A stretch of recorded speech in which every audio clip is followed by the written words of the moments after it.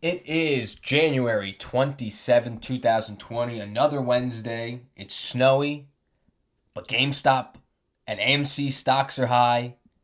Buy low, get in there, you make a lot of money. And there's a handful of MLB players that have made a lot of money over the past few days.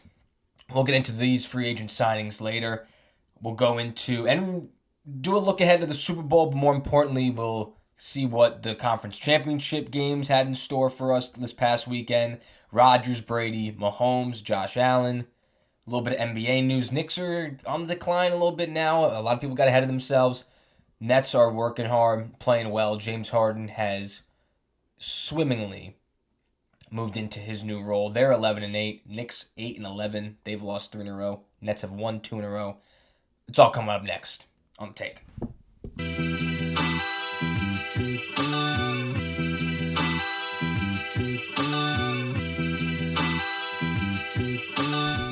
So the MLB free agency market is finally starting to heat up. Mets, they continue just to come up short on a few of the guys that they have really shown interest in. Last week it was Springer going to the Blue Jays. Mets made a really good offer. Blue Jays decided to, give Springer $25 million more, and I was fine with that. Brad Hand goes to the Washington Nationals. You miss him out with in division rival. He wanted a closer role. I think the Mets weren't ready to fully commit to Hand at the closer position just based off how well Diaz pitched last year, and I really do think they have a lot of confidence in him. What's so interesting about this Hand deal is he's getting $4 million this year, so the full deal is like 10 and a half. He's getting 4 this year, and 6.5 is deferred with some incentives, and the incentive breakdown is so ridiculous. He gets $50,000 for winning the Silver Slugger. The dude's a pitcher who's a closer in the National League. Will he get in that bat? So that to me was ridiculous. Incentives, reliever of the year, Cy Young. If relievers don't really win Cy Youngs, but just another 100,000 and 100,000 on top of that. But how do you give an incentive of a Silver Slugger to a closing pitcher? I don't get that at all. But it's a 1-year deal, so Hand gets more than his waiver claim was at 10. He played his game. He won, essentially, played the market, and he got more than he was going to originally get paid for by Cleveland at 10. Got an extra $50,000. Some shortstops off the board. Marcus Semien to Toronto for a year, $18 million. An overpay for Toronto, but they had the money. I know they were willing to pay. I'm interested to where Semien's going to play. I think Bichette's your shortstop. Semien is not that great of a defensive shortstop. Do you move him to third and hope that his defense is better at third base? I don't even know if you could do that. Or you throw him in the DH role. I think Bichette at short, Biggio at second. Maybe you throw Semien at third, or or you DH him. 1 year, $18 million. And Andrelton Simmons, 1 year, 10 and a half to Minnesota. Twins up the middle defense with Andrelton Simmons and Byron Buxton. It's gonna be platinum tier glove, gold glove caliber. And another 1-year deal. So next year, the shortstop market is even deeper, with Semien and Simmons going to be added to guys like Correa and Seager, Trevor Story. Hoping that Lindor's not on that list, because I'm hoping that the Mets lock him up to his big, the $300 million contract. But now that shortstop market is even deeper. And depending what Semien does this coming year. I mean, this guy was a top 3 MVP vote a few years ago. So he's got a lot to give, and I think it's a perfect kind of plan B or for anyone next season. I don't know. I don't see where he fits after 1 year with Toronto, to be honest. It's very, very interesting. But again, another bat's a bat, and they're going to be able to put Simeon somewhere. Probably going to be able to bat him first, second, or wherever you want to put him in a nice young lineup already. We thought Michael Brantley was going to the Blue Jays too last week after Springer signed, but it turns out that no deal was in place, and he's going right back to Houston. So Houston was able to retain him for 2 for 32. I don't think Houston could have handled losing both of their all-star caliber outfielders. You knew Springer was not going to return to Houston, but the fact that the Astros were able to keep Brantley is big. You keep a solid lefty bat in your lineup. And the last big move, to be honest, is JT Realmuto going back to Philly. And I think this is really, really good for baseball as a whole. Good for this division. Listen, the Mets couldn't wait to get their catcher. They got James McCann back in December at 4 for 40, 10 a year. And now Realmuto 5 for 115.5, and you're averaging an annual of $23 million per. So Realmuto kind of, didn't get the biggest deal that he wanted, but he got a deal that makes him the highest annual average catcher. And he goes back to his team. And especially early on when the Phillies were like, we can't spend any money. You bring in Dave Dombrowski, he's like, listen, we got to spend some money. And I think this helps even more so just making sure you bring him back because you have a guy you have your franchise guy Bryce Harper locked up for a while. And you have two, you have Nola and Wheeler at the front of that rotation. And if they wanted to compete, you had to bring back JT Realmuto. And now, I think the NL East is probably the best division in baseball at this point. And you could argue maybe the NL West with the Dodgers and the Padres, but even the bottom half of that division, I think top to bottom, this is going to be a very tough division to win with the Braves, with the Mets, with the Nationals probably going to be able to compete with the rotation and having guys like Soto, Hand, as he just signed, back in the rotation. They traded for Josh Bell. I still think the middle of that order is going to be pretty good. And the Marlins team, where you really don't know where they stand, but they made the playoffs last year. So 1 through 5, this division's very good. And again, I think it's good for baseball and then good for this division that Realmuto was going to stay in Philly. And what's good for value, to be honest, is that the Mets are paying $10 a year for McCann. McCann's more than half the catcher Realmuto is, if we're talking money. So I think the deal that the Mets got for McCann is very good. He's probably, I would say McCann's like 80% of what Realmuto is. Realmuto's got a little bit more edge behind the plate, throwing, runners out, pop time, things like that. And he probably has maybe 2 notches on him offensively. Again, McCann, 2 years off of All-Star season, AL All-Star.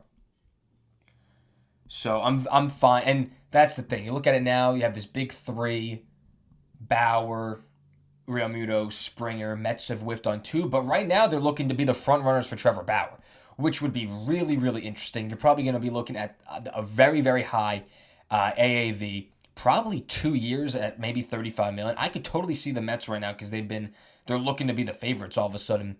I think that they could be giving him like 2 for 70. Just on a shorter term deal. That would kind of be like your last big move. Maybe you get a few extra pieces. Maybe you bring back Justin Wilson after you whiffed on Hand. Maybe you bring in a JBJ at a low cost. Again, they whiffed on Kike Hernandez. He went to the Red Sox. They were in on Garrett Richards. But he, for $10 million, they let him go as well. But if they go in next season with DeGrom, Bauer, Stroman, Carrasco, 1 through 4 before Syndergaard even comes back, and then you have a guy like David Peterson at your 5. It's a bona fide rotation right there. You're easily going against a Scherzer, Strasburg, Corbin, and I think even the Mets could edge them out at that point. We'll see, though. I mean, people are wondering, do the Mets give Bauer the money? We know his social media presence. We know that, we know things like he's been kind of a bully on social media, and I'm sure Steve Cohen's not going to be tolerating any of that for sure. But Bauer's played his game. He's gonna get the money that he wants, and if the Mets are the front runners, I think right behind them is probably the Angels. They've needed a number one for a while. He's a California kid. I'm sure it's very enticing to join a team that has the best player in baseball, Mike Trout, and a stud at third base in Rendon. The Angels really haven't done much, especially with Trout. I mean, they've made the playoffs once. So I don't know what I want the Mets to do, to be honest. It's been a successful offseason so far. You brought in Lindor, you brought in Carrasco. Um, you're talking luxury tax, and if Bauer is like, if we give him a 2-year or even a 1-year deal, you're not really worried about that. You're still looking to extend guys like Conforto, Lindor, Syndergaard. We'll see. And as of right now, there's no DH next year. They tried to joint that with extended playoffs, and the players' union said, "No, we're not making that contingent on whether the DH is going to be in for extended playoffs." And I don't blame them. So that's a big reason why a guy like Nelson Cruz is not signed yet. Dude's only raked for the past 3 seasons, and as of right now, he's limited on only being signed on an AL team. So maybe he goes back to Minnesota on another 1-year contract. We'll talk about the ageless Tom Brady next, and the young GOAT, Pat Mahomes. They're meeting in the Super Bowl 55 in 2 weeks, February 7th. That'll be up next. All right, so I'm not going to go so much into a preview of Super Bowl 55 just because it is basically 2 weeks away, a week and a half. That's not till February 7th. So really we'll just kind of review those conference championship games. Pack Bucks was just another classic championship game, and it sucks for Rodgers. Another year, second year in a row where he comes up short from the Super Bowl. And, I mean, Tom Brady does what Tom Brady does, and that's win conference championships. And he has one, and now he matches Breeze and Rodgers with one NFC conference championship in their career after being in this conference for one season. And Brady goes to his 10th Super Bowl. He's 6-3, about to be 7-3. If he wins, if he beats Mahomes. I mean, as much as you might hate Tom Brady, or, you're going, oh, he left the Patriots. I thought this was our chance to not see Brady in a championship. What he's doing, we'll never see again. And for the first time, you get a team that's hosting the Super Bowl. It's going to be at Raymond James in Tampa Bay. Bucks made it. It's essentially a home Super Bowl for them. That's never happened before. Of course, Tom's the one to make it happen. But the more and more, and now that he's not with the Patriots, I think Brady's less. I hate him less, just because I think it was more so of like him being on the Pats and Belichick and Patriots being good and kicking the Jets' ass for so many years, that you kind of just like watch it and you're in awe. I mean, this is like historic stuff we're seeing, and we're, like I said, we're never going to see this again. No one's making 10 Super Bowls. I mean, maybe Mahomes has the shot to do it, as he's already in number 2, but it's crazy. And every Super Bowl that Tom's in is usually is a good one. It's one score.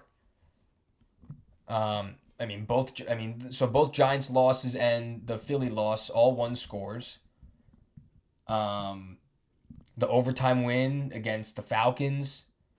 The Malcolm Butler pick in the end zone, that was a 4-point game. But the only dud was really the Rams. The 13-3. The Rams offense didn't do anything, and defense Played great, and Edelman ended up being the MVP. But also, whenever Brady's in a Super Bowl, it's a good game. So I expect Sunday to be the February 7th to be a really good Super Bowl, especially when you have the high-powered offense with Mahomes and the Chiefs with Kelsey and Hill and Brady and Bowles' defense is playing really well. But not even just that. Brady's weapons with Mike Evans, Godwin. He's using Cameron Braid a lot now. Leonard Fournette's been very, very good this postseason. But now, after that press conference, Rodgers and he clarified it on the Pat McAfee Pat McAfee show and his podcast that he goes on every week. But the biggest takeaway was just he said, this business, there's really no absolutes. He really doesn't think. He goes, I have no reason to think I'm not going to be on the Packers next year. But again, nothing's guaranteed. He says that his future is really not in his hands. It's really up to the Packers. But he just said it hit him harder just because he thought this was the team, and now they got to make some decisions. There could be some key pieces leaving. He even said, he doesn't know what the future is for Aaron Jones. They're his number one running back. Aaron Jones has been great for the Packers over the past few seasons. And for on the other end, on the AFC, the Bills, they'll be back. 13-3, such a good season. I'm very happy for my Buffalo, my Bills Mafia friends that live up in Western New York. You'll be back, and you're going to be leading and winning this division again next year and for years to come. I really think that there will be competition, especially I believe if the Jets get it done, you're going to have Deshaun Watson on the Jets, or maybe even Miami if a trade gets done, and New England's going to have a new quarterback. So I think that the competition is going to be better than this past season. But the Bills are still just they're just head over heels better than any other team in this AFC East. Now they have some decisions to make. They got to pay some guys. I think Matt Milano, a lot of Bills fans think he's the first guy that really they got to give money to, and they got to go get a running back. They need a better running game. But 13-3, they're gonna be back. Josh Allen's just getting better. Stephon Diggs had a historically good season for them, and I can only think that he's gonna get better with Josh Allen. Cole Beasley, what more can you say? The dude is an absolute warrior, playing on a broken fibula for the last 2 weeks of the season. But they're going to be a top 3 team in that conference for, I think, the next 5 seasons minimum.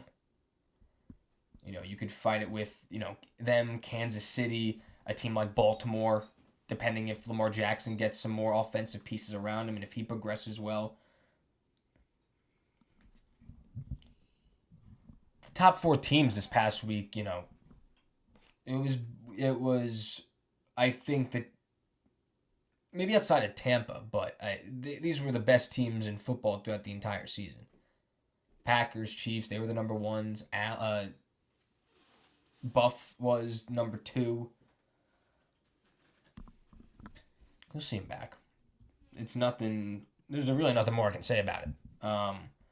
Besides, I think we're gonna have a really good matchup between Brady and Mahomes, GOAT versus kind of like the young GOAT. You see the memes. It's it's like Brady's Yoda, and then Mahomes his baby Yoda from the Mandalorian. So yeah, that they've made that comparison, which I think is funny.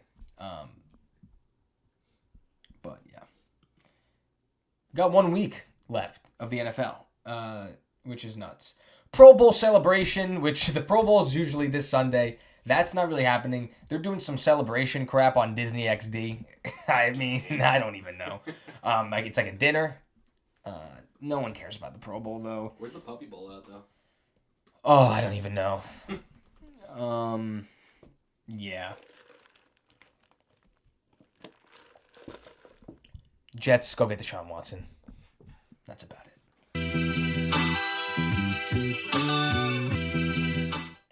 Okay.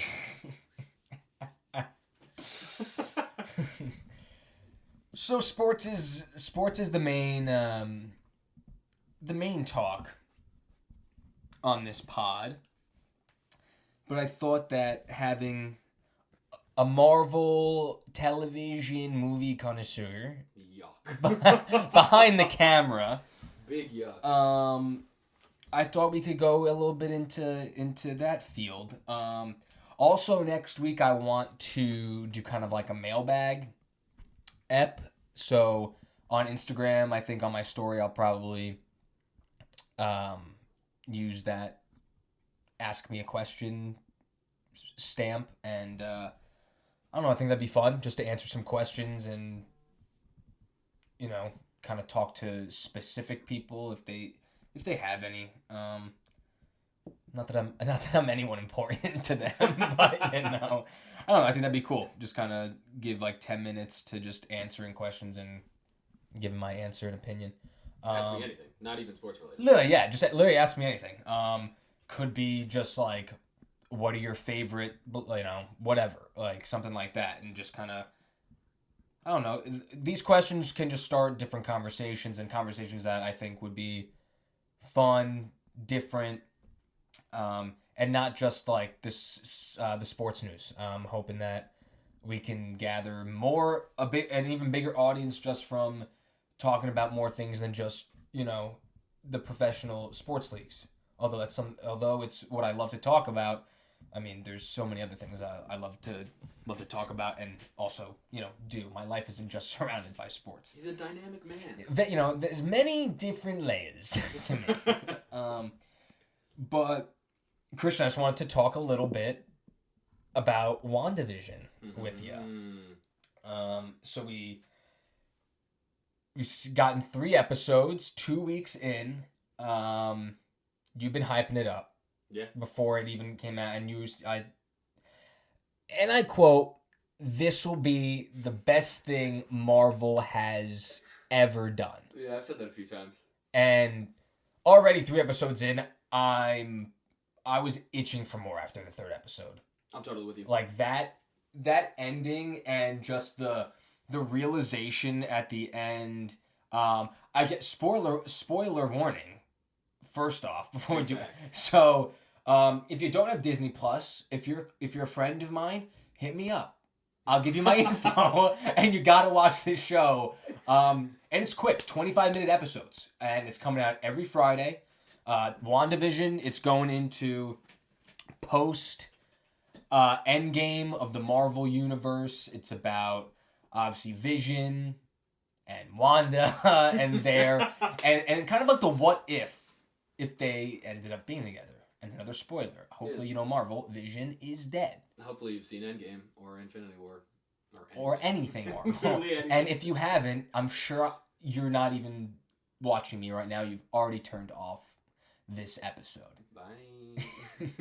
But yeah, I think it's cool. I'm hoping the episodes will start to get longer as we move out of this television world, quote unquote. I would say, do you think it's going to remain like that for the entire 9 episodes? That it's going to be television? Or you think by maybe the 6th episode, or even maybe next episode, we're kind of see the breakaway of this world that Wanda has envisioned and has put in front of us, the viewers? I think it's going to be, so right now after episode 3, we'd technically be in the 70s. I think episode 3 was the 70s. Yes, the Brady Bunch. It was Brady Bunch-ish. So I'm assuming, I would probably say, maybe episode 5, episode 6, they hopefully leave this television thing. Not that I don't like the television side of it, because it is cool, but I would like to see more of what they showed us at the end of 3. Right, so some questions were answered, and obviously some questions were, some new ones were brought to our attention. And I think the biggest question that was answered for me is that Wanda, this is obviously, and we knew this is obviously Wanda's world. This is what she's kind of creating in her head. And the question that was in for me is that Vision has his own conscious. like he's aware of what's happening. Mm. Like he's questioning like what the hell's going on. Yeah. Like, you know, it's not one of those like, oh, like you're, you know, whatever Wanda's telling, you know, like what Wanda's told him to do, like he's done, or like what she has, I guess, not liked, she's been able to like rewind it.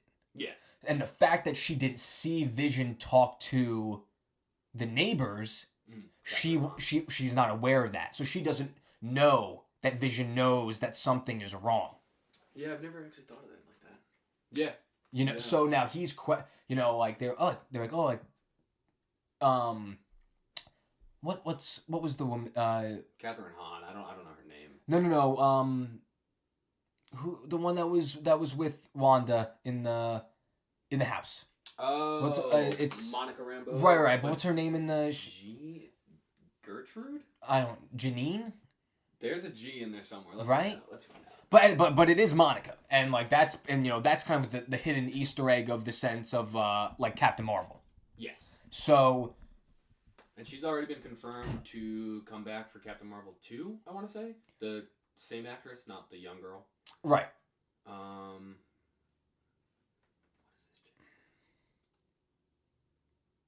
Do you think they'll give her 2 names listed in the show? Yeah, on IMDb they probably will. Hang on, let's see. Is it Janine? Geraldine. So close. Jerry. And so now, we figured out that she's kind of like the undercover in the world. Yes. So they were worried, like they like told Vision, hey, like she doesn't have like a home. She doesn't have a house. Yes. And so the biggest thing that was like the light bulb, Wanda obviously lied to Vision and was like, oh, like she went home. Geraldine went home. And he knows that that's not true. That's not true. Like they just told me like she doesn't have a home. So like what the hell? Yeah, I'll be real. I wasn't really paying attention to the 3rd episode that much. Oh, yeah. But I never made notice of that. That's interesting, because then wouldn't all of them have like some type of conscience in a sense? What I've heard, the theory is that all of these people are real. Yeah, like Westview is a real town. Right, so it's funny. So Austin, if you're listening, because Austin and I, like, we FaceTime after we watched the episode. This is like a real town in like in this real world. Yeah, in the MCU. And Wanda's like absorbed it and like made these people like they can't leave. It's like an isolated place now. Yeah, it's like an alternate reality. Exactly. In their own reality. So when Geraldine gets booted out, like Wanda boots her out, yeah, and you see her go through this kind of like force field, yeah, out of the town, and it looks like a television static, right? And then all the sword people swarm and surround her and probably get her out. That like, all right, like you screwed up. Like we don't have an insider in this town anymore. Yeah, you know. My thing is, because there's still the B guy. Right, that came from the sewer. Yeah, I mean, she resets, but there's... Right, when she saw that, she was like, no. But does that even mean that he's there anymore? Because how would you just... Or did she kick him out, I'm guessing? I think that's another thing I think that hasn't been answered yet. Yeah, because there's also the helicopter, too. Because the helicopter had the sword logo, the B guy had the sword logo, and Monica Rambeau, I'm assuming, works for Sword. Yeah, because she has that necklace, right? Yes. And when they're at the crib, she's like, "Your brother was killed by Ultron." Yeah. And I was like, "Oh shit! Why do you know that?" Did you hear Wanda's accent come out for like 2 seconds when she says Pietro? Yes, and she starts singing to her kids. Yes. In Russian. Yeah. But dude, that's the first time that Quicksilver's been mentioned since Ultron. Yeah. Dude, like they were like, he's dead. Okay, next. Like, yeah, I feel like that's because at that time they had the Quicksilver from the X-Men movies. Right. So now I'm wondering, do you think that he gets brought back, like from Wanda's mind? Do you think that the actor? Do you think he comes back at any point during the show? There were rumors that he was cast. Okay. I don't know if those rumors are true. That'd be cool though, because we haven't seen Ultron's the last time you saw him, or heard of like, oh, what he did all I know for is the Avengers. the behind the scenes of Ultron, I don't think Aaron Taylor Johnson enjoyed that experience, so I don't know if he would ever come back to work with Marvel. Gotcha. Much like how the Red Skull in Captain America was recast for Endgame. Yeah. What is his name? Yeah, but I would not be surprised if we do get some type of Easter egg, quote unquote, of Quicksilver because Wanda's children are super powered, and one of those kids is Speed, and he is basically Quicksilver. Her kid that she just had. Yes. Oh. Yeah. So there's way more with the children going on. So you think throughout this series, like they get they just like get old like really fast? I don't know. I think that'd be kind of cool. Because how I mean, her pregnancy lasted like 4 hours. Yeah. Like it was just like right because it was like, oh, like you're 5 months pregnant in 4 seconds, and then she was like, now I'm 9. Up, I'm having the kid in literally 30 seconds. In 30 minutes, it happened. That'd be really interesting if they if she herself speeds up them growing up. Yes. You know? And then so what I'm assuming is happening right now is Wanda's doing all this. Yes, I think she's like the controller and kind of like the villain in the sense of the story. But I think Catherine Hahn's character is the real villain. I think Wanda is very much in control, and she is... Wait, who's Catherine Hahn? About to run out of time. The neighbor. The blonde one or the brunette? The brunette. The one that comes in and she's always talking about her husband. Yeah, because we haven't seen him yet either. Well, so I think the husband, and this is gonna, we've got like 10 seconds, we're gonna have to cut, but I think the husband is Ron, or whatever the fuck that guy's name, who was cutting into the wood, the wall, when Vision was coming. Okay, so you think Wacko Neighbor is a villain of this story? Yes. I'm gonna find her name. But because she's aware of what's going on as well. Yes. She is very clearly... Because she, like, when she told the guy that was cutting down, like, literally the cement fence. Yes. The wall. She was like, no, like, don't tell him. Agnes is her name. Agnes. She was like, don't tell him. Yes. Because he was about to be like, Vision, like, we have to tell you something, like, Wanda is... And she's like, no. Yeah, this place is where we are... I forget what he said, but, like, this place is not... And then it cuts off. Or we're not here, or some shit like that. Like, this place doesn't exist. So the theory is that Agatha... In the comics, there's a witch named Agnes. Okay. And Agnes works with Dormammu, who is this master of mystical arts and a demon. He's a huge Doctor Strange enemy. And the theory is that, or at least my theory, is that this Agnes is using Wanda as her children, because throughout the 3 episodes, every single episode they say like for the children, and the entire 3 episodes she is... Oh crap! Yeah, with the friggin' oh my god, the talent show. The talent for show. The kids, it's for the children. It's the greatest thing in the It's this is why we do it. It's more than children in school. With drunk Vision off of gum. That's a good scene. That thing was nuts. Yeah, I think Paul Bettany's actually really funny. He should do more comedy. But, so there's that, and then there's also a scene in that episode where someone's reading the newspaper, and in the newspaper it talks about, like, having children. Okay. So, my theory is that Wanda is definitely doing this to herself. She is in control, but I don't think she's cognizant that she's completely in control. And gotcha. Agnes is this Agatha witch, and she is using Wanda as a vessel of power to have her children, and her children are the vessels for Dormammu, who is this demon mystical king, and she's trying to bring him back. And so this essentially, and I feel like we talked about this is going to go right into Doctor Strange 2 then.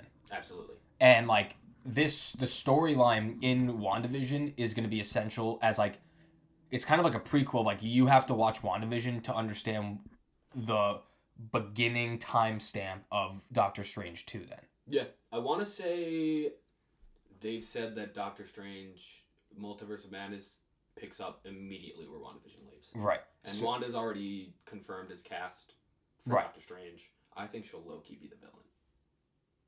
I hope she'll be the villain. I don't actually know if that's going to happen. But. Okay. But yeah, there's... I don't know. The whole WandaVision world is very interesting. There's a lot of stuff to it with everything of House of M in the comics and where that goes. Marvel just got the X-Men back, the rights to mutants. Yep.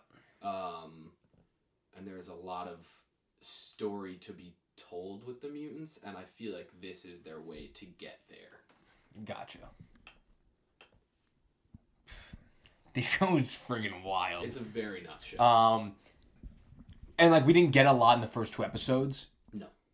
But this third one, you better fucking watch it. I think we're gonna watch get more of it too. Honestly, I don't know about the 4th episode if we'll be seeing a lot of inside of Westview, the normal, right? Yeah. Or like the real world.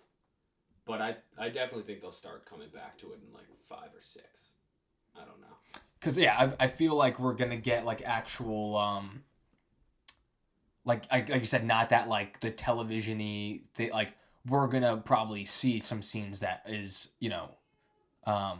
Monica like literally being outside the world and being like, we're gonna see a different type of like filming. Yeah. Like the way like go back to the wide. Exactly. Opposed to the exactly, because that's another thing though. During the episode, it slowly went wide and in full. Yeah.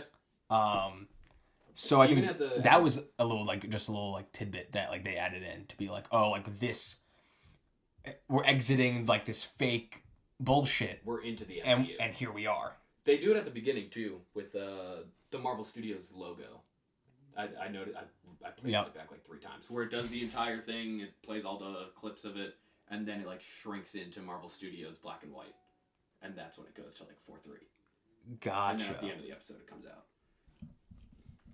Because in the trailers, they show way more of the wide. Yeah. Like the movie. Yeah. Yeah, I feel like that the trailer of the show was really like the first 2 episodes. Yeah. Like we didn't see any other. I feel like we just kind of saw Wanda going through the different types of like television eras. Yeah. And like realities. We got a little bit of the 70s of episode 3, but like barely. Yeah. Like they don't even show that she's pregnant in the trailers. They hit it very well. But that's also just CGI. True. But yeah, I think it's going to be very cool. Her children have a lot more to do, I'm assuming, with what will be coming up. They're part of the Young Avengers squad, Wiccan and Speed. Wiccan is a badass. He's literally just Wanda. And I'm very excited to see where it goes. So every week now, we just did it. Yeah, I'm so down. We'll review episode 4 next Wednesday. Yeah. Make it easy for you. Follow us on this journey that is WandaVision. It's the only thing I look forward to every week now. How sad is that? I was just about to say, that's so depressing. So depressing. So accurate. But hey, this will be on Instagram. Also, if you guys want us to review any, like, I guess, other shows and whatnot, I'm just trying to do stuff, Big But facts. we'll be talking WandaVision now for the next, what is it, 5 weeks? They're only 8 eps. It's 9. 6 weeks. Oh. 9 eps, and then it goes right into Falcon Winter Soldier. Oh, wow. I didn't know it went right Oh, boom. I like that. So maybe we'll even review that show later. Hell yeah. We got Loki later in the year, too. So Be perfect. And Black Widow is now supposed to be coming to Disney+. There's a rumor. Oh, it's not? No, it's not going theaters. It hasn't officially been confirmed, but Disney has a investors conference, I want to say next week. And they're supposed to be announcing it because there's something on the Disney Plus page where Black Widow is next to Mulan and Raya the Last Dragon. which is that new animated Yeah, movie. yeah. So they're gonna make us pay $20 to watch Black Widow. They'll make you pay $30 to watch. Probably 50, to be honest. Honestly, I would not be surprised. I wouldn't be surprised either. Because what they charge Mulan like $20, $30. and that movie stunk. Yeah, and literally 2 months. And later, Mulan's one of my it's favorite free. Disney movies, and I didn't even bother watching it. I saw it. It wasn't bad. Wait, so like right now, if I want to watch it, I'd have to pay $30. No, it's now free on Disney Plus. Oh, cool. With Disney Plus. Right. But this is a different conversation trailing, but that is so dumb to make your If you want to watch it like right off the bat, pay $30. Your subscribers are paying some people are paying up to $15 a month for Disney Plus. We're And they lucky have we to have it pay with an the extra bundle, 30. so it's like $5. Yeah. But then you have to pay an extra $30 for a movie if you want to watch a movie right now, but then in 2 months it's just going to be free on the platform. I don't know. Don't get me started. That's another conversation itself, but it's all the arguing of, well, we can do it because it's going to work. Yeah. Because people want it now. People are, people are impatient as shit, and obviously want to be in the now of like, I can't wait any longer. I'll pay $30. But yes and no, because apparently Mulan didn't do very well. Mulan did terrible. Yeah, I think it only made like $60 million, which is a lot of money. But these movies normally come out making like $700 million. Right. I'll say hundreds of millions. Yeah. Granted, we're not in theaters, so there's that to cost for, but I'm assuming they were at least looking back for production costs, and that movie cost at least $150 million. Yeah. They lost money on that. Yeah. I still think that the Marvel name is gonna be fine for people to buy it though. Yeah, no, I would agree with that. Which, at the end of the day, stupid. Yeah. I mean, Disney Plus literally only exists because The Mandalorian does so well. That's why they do so well. So. That's a fact. Yeah. When Disney Plus came out, Mandalorian was the only thing that anyone watched. Yeah. And some people watched the High School Musical show. I did. Yeah. It was lit, to be honest. No, I want to let you know, I'm looking forward to that second season. And then this whole Olivia Rodrigo driver's license drama. Dun, dun, dun. Number one in the charts. She's killing it. But that show's actually dope. But that was earlier last year when it first dropped. It was like, you can watch Mandalorian or High School Musical, the series, and we have no other new content for you. We have all our old stuff. And then that just allowed me to rewatch Sweet Life of Zack and Cody, and That's So Raven, and that was okay. I'm trying to do a Proud Family rewatch. That show's awesome. Yeah, and they're doing a remake. They're coming back with it. I love it. We got 1 minute. Well, that's good, because that's all I got for you. Aha. All right. Well, every week now we'll be giving our review of WandaVision, episode 4, coming out Friday, so we will have that for you next Wednesday. Mailbag episode next week. I'm hoping people will ask us some questions and we can just kind of go through them. It could be for me, it could be for Christian, it could be for both of us. My brother? It could be for Justin. Don't ask my brother questions. Okay, no. Okay. All right, episode 20. The Take. That was it. We will see you guys next week. Be safe. Be healthy. Next week's February. Yeah, that's disgusting. I start school in 2 days. February 3rd. Yeah. All right. See ya.